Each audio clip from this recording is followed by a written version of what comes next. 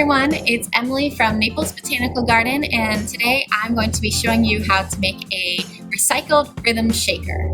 Now, most of the items in our day-to-day lives we tend to use for either a single purpose or a single time before we throw them away, and that can be really wasteful. We forget that it took not only natural resources but also energy to make and manufacture these items. And so it's always best whenever you can repurpose or reuse an item because it's just a little more eco-friendly that way. So today we're going to be saving toilet paper tubes from the trash to make our rhythm shakers. So your first material is, of course, the toilet paper tube.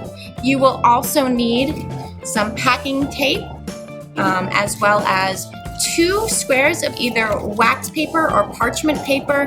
You're going to cut them so they are 3 inches by 3 inches.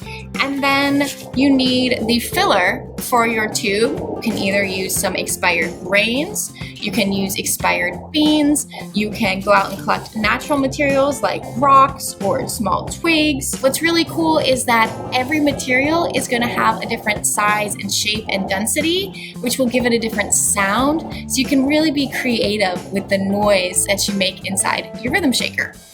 So once you have collected all of your materials, you're going to want to decorate your tube. You can paint it, you can color it with markers, whichever you prefer. Once it is decorated, you're going to take your wax paper and you're going to cover one end. So you'll need to tape this down so that it's nice and secure. You don't want your beans spilling all over.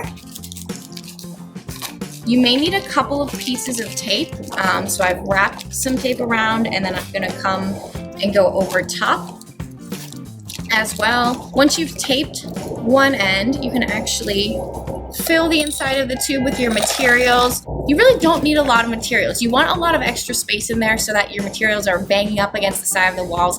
That's what's gonna make the noise.